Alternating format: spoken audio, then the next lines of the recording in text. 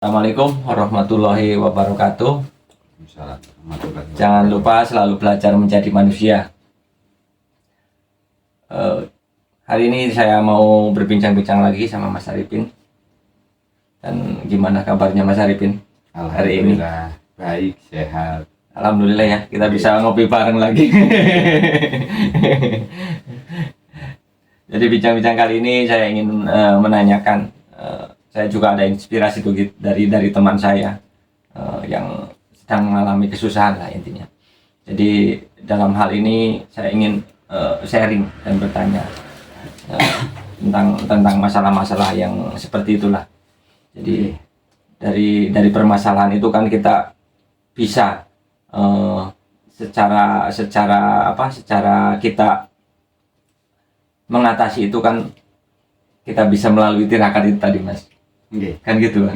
Jadi tirakat-tirakat yang seperti itu tadi itu khususnya kalau untuk permasalahan seperti permasalahan A, kerumitan A, kerumitan B lah, yang spesifiknya kalau kita mengalami kesusahan dalam hal bidang usaha atau untuk pribadi kita sendiri gitu, itu cara mengatasinya seperti apa Mas? Dari posisi tirakat itu tadi Mas. Jadi menurut sampean itu bagaimana? Paling ya kita harus lebih spesifik dulu Mas. Apa permasalahannya? Misalnya masalah A itu apa?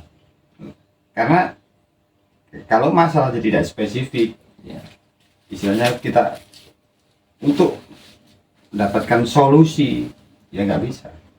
Jadi kita harus dispesifikan aja ya. Iya, harus masalah spesifiknya. Iya.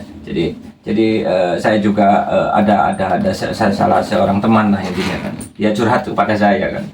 Jadi curhatnya itu dia terlilit utang Mas. Jadi saking bingungnya, saking mentoknya orang ini sampai punya pikiran yang enggak gitu loh intinya.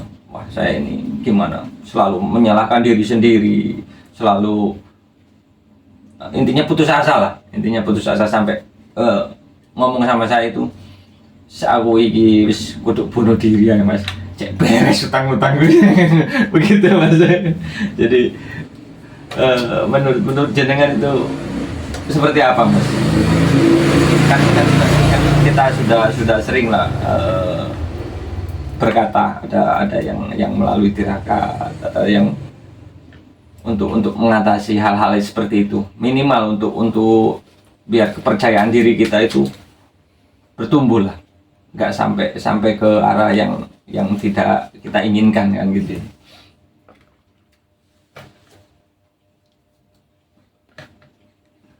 Pertama yang harus kita pahami sebagai manusia Mas, kalau kita menghadapi masalah, misalnya masalah yang spesifik terkait utang tadi, Iya. pasti setiap manusia kalau mau jujur ya pasti sumpah. Iya betul. Pasti susah, pasti gelisah kan gitu. Iya. Apalagi usaha yang kita lakukan yang digadang-gadang untuk bisa membayar utang ternyata nggak jalan. Terus akhirnya kan sampai berpikiran negatif, sampai pengen bunuh diri atau melarikan diri, atau bahasa Jawanya kan minggat. Padahal kalau kita mau meneliti atau mau menyadari permasalahannya, kan kita punya hutang dan punya kewajiban membayar. Iya, cuman di situ aja aslinya. Kalau kita misalnya bunuh diri atau minggat atau melarikan diri, kan tetap nggak beres. Tetap utang. Yang perlu kita sadari adalah punya hutang, bagaimana caranya bisa membayar hutang. Kalau kita ngambil angka bunuh diri atau yang lainnya tadi, kan tetap nggak bisa beres. Iya. Nah, terus dihubungkan dengan tirakat tertentu. Nah, apa sih sebenarnya fungsi tirakat? Yang jarang dibahas atau diwedar banyak orang. Iya. Tirakat sebenarnya adalah bukan kalau kita punya hutang, terus kita tirakat hutang kita lunas, bukan seperti itu. Cara kerjanya tirakat bukan seperti itu. Inilah poin-poinnya yang harus kita perbaiki lah, kita benahi lah intinya kan gitu.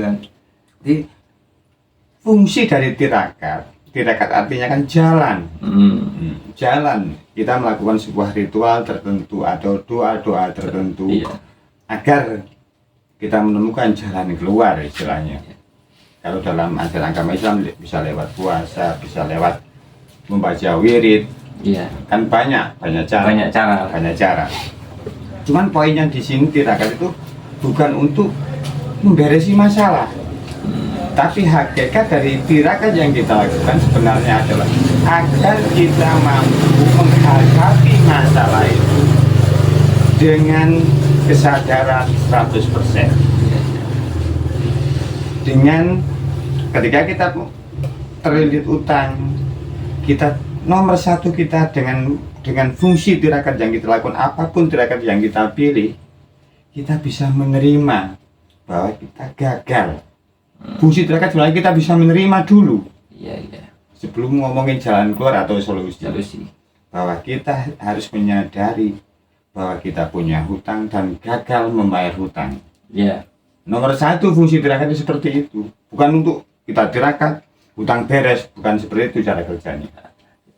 Itu kan dari sisi apa namanya, dari sisi pribadi kita kan Mas ya. Kebanyakan kan salah arti kan gitu. Salah arti. Jadi salah arti bahwa tirakat itu bisa melunasi utang kan. Kebanyakan orang kan ke situ.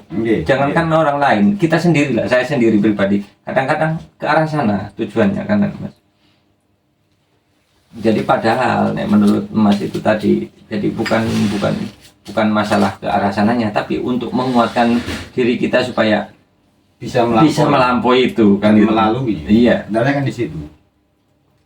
Makanya apapun yang tirakat sampean, saya sama lakukan. Istilahnya tirakat sampai kurus kering. Tapi kalau tujuan sampean hanya untuk punya hutang, terlilit hutang bisa lunas, mustahil. Itu sebuah kebohongan. Tapi kalau dengan keadaan seperti itu kita melakukan tirakat, insya Allah sebagai pribadi kita kuat menghadapi permasalahan itu dan sampai menemukan jalan keluar. Makanya nomor satu fungsi dari tirakat adalah kita menerima keadaan kita, kegagalan kita, misalnya punya hutang, terlilit hutang tapi tidak bisa bayar. Kalau fungsi tirakat itu berfungsi, maka kita bisa menerima keadaan itu. Dan setelah kita menerima bahwa kita punya hutang dan tidak bisa membayar, disitulah muncul jalan keluar. Disitulah punya semangat baru, Mas. Semangat untuk bisa melunasi. Ditumbuh lah intinya. Tumbuh. Yang bermasalah adalah ketika kita mengalami hal seperti itu, kita tidak menyadari secara pribadi bahwa kita gagal, kita tidak mampu. Pada fungsi tirakat, kita mempunyai kesadaran dan kemampuan untuk menyelesaikan urusan tadi. Jadi banyak cara lah intinya kan dengan tirakat itu. Dan tirakatan itu juga ya banyak macamnya Mas ya. Dan fungsi tirakat yang saya bahas di sini berfungsi agar kita bisa menerima istilahnya takdir Tuhan. Kalau bahasa lebih universalnya, kita menerima kasunyatan bahwa kita punya hutang tidak bisa melunasi. Nomor satu menerima dulu lah. Ya intinya di situ. Jadi tirakat apapun yang kita lakukan sebenarnya agar kita menerima situasi kondisi yang kita alami. Jadi kalau dalam artian tirakat membaca doa lah atau apapun. Tapi kalau kitanya tidak menerima dulu, gak ada fungsinya di situ Mas. Tetap istilah jalan buntu. Misalnya kalau orang itu sudah bisa menerima secara pribadi, saya terima, saya punya hutang dan tidak bisa membayar. Ketika kesadaran itu sudah tumbuh secara kemanusiaan, secara kesadaran manusia, disitulah kita baru menyaksikan kekuasaan Tuhan. Disitulah kita mulai melakukan, mau nggak mau, kita melakukan sebuah tindakan menuju hal-hal yang pasti positif. Kalau pengen beres, kalau tetap nggak beres ya hal tadi, bunuh diri, minggat. Iya. Kan intinya pengen beres atau meninggalkan, tetap nggak beres.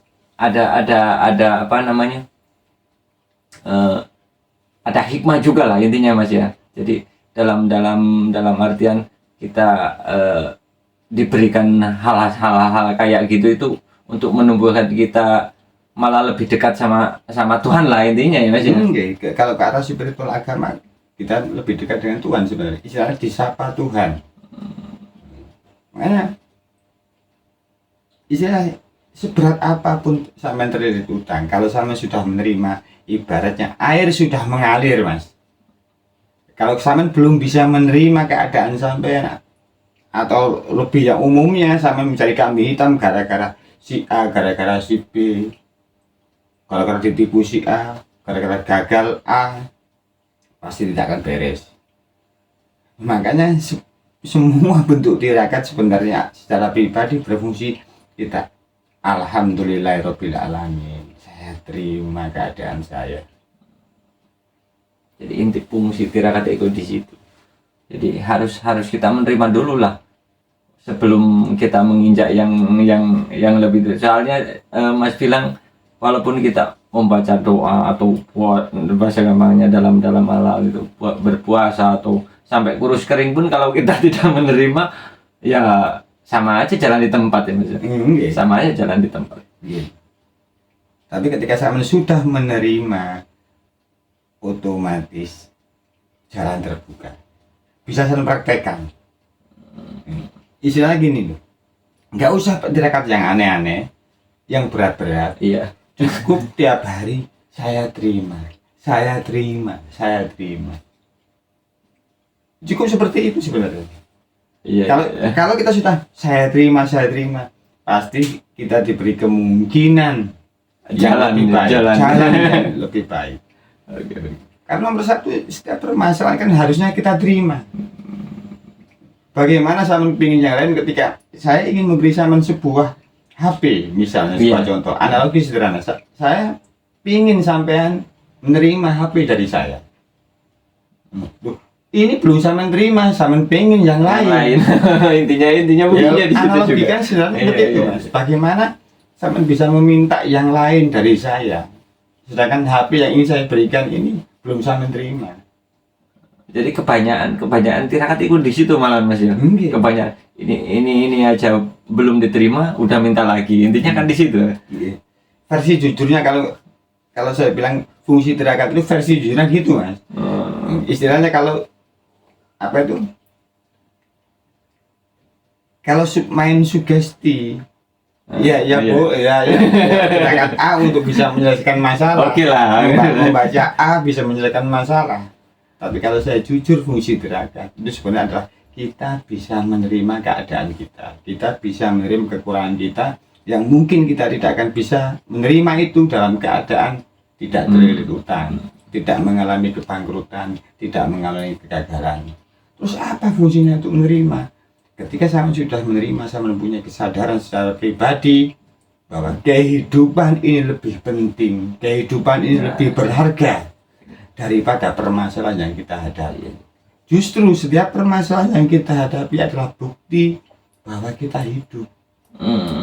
Kalau orang sudah meninggal atau orang sudah mati, tidak ada masalah. Yang ada adalah kepastian. Gak membutuhkan itu semua. Justru ketika kita masih hidup, berbagai kemungkinan yang pasti akan kita hadapi. Kemungkinan gagal, kemungkinan berhasil, kemungkinan susah, kemungkinan senang. Karena kita hidup. Jadi kalau di situ Mas, kalau di situ kita harus apa namanya nek wong Jawa niku harus seneng lah malahan ya. Ke arah situ sebenarnya.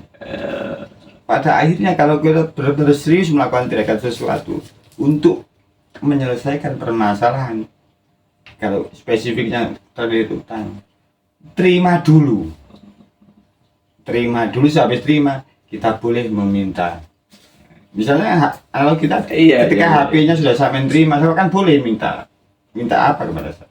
Misalnya analogi terlilit utangnya ini sebuah HP saya kasihkan ke sampean. Nek belum sampean terima bisa nggak sampean lunasi? Ya nggak bisa lah, bisa otomatis betul.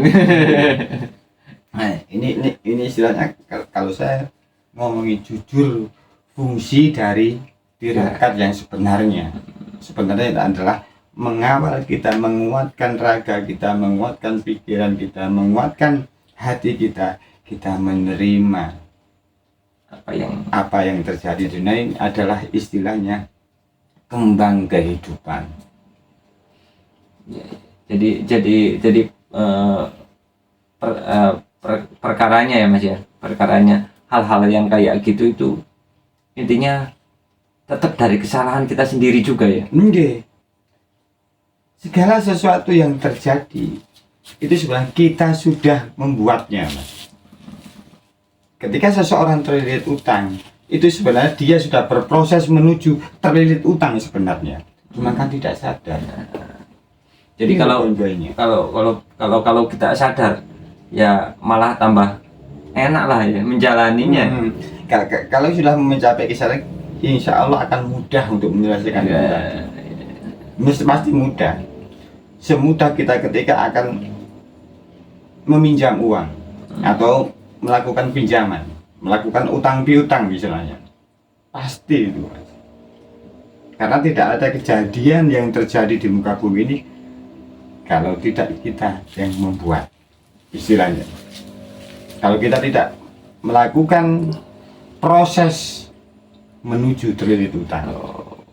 Nah, kesadaran seperti ini sebenarnya harus kita tumbuhkan. Misalnya kalau ini saya berbicara kejujuran fungsi dari tirakat. Tapi kalau hiburan tirakat ya banyak.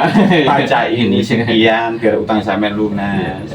Puasa ini berapa hari biar utang sampai lunas. Lakukan ini biar lunas. Itu bahasa hiburan. Tapi kalau bahasa kejujurannya, ya saya omong tadi, kita tuh bahasa kejujurannya. Jadi fungsi tirakat itu kalau bahasa jujurnya untuk menumbuhkan kesadaran kita lah juga ya Mas ya. Dan kita bisa menerima apa yang diberikan diberikan kepada kita apa aja lah, intinya kan kayak gitu. Susah senang itu kan tergantung kita yang menyikapi aslinya kan itu kesadarannya. Karena saya jujur dan tidak jujur, yang namanya proses spiritual adalah saya mengalami dan merasakan apa yang saya alami dalam diri saya sendiri. Yang terjadi di luar diri saya adalah efek dari apa yang saya alami. Bagaimana mungkin saya bisa terlilit utang atau mengalami kegagalan kalau saya tidak berjalan menuju kegagalan atau menuju terlilit utang. Jadi sudah waktunya kita jujur pada diri sendiri. Sudah waktunya kita belajar menerima apapun diri kita, kekurangan dan kelebihan diri kita. Insya Allah akan selesai masalah itu. Intinya ini bahasa Jawa nih, kulo terami. Kalau sudah kulo terami, insya Allah tanda akan ada solusi dan jalan keluar. Ya, untuk solusi bahasa tirakat ini kita perjelas lagi. Jadi untuk video hari ini cukup itu aja dulu. Kita sambung lain waktu lagi Mas ya. Cukup sekian. Assalamualaikum warahmatullahi wabarakatuh. Waalaikumsalam warahmatullahi wabarakatuh. Enten apa Mas? Kok pengen dikat? Yep.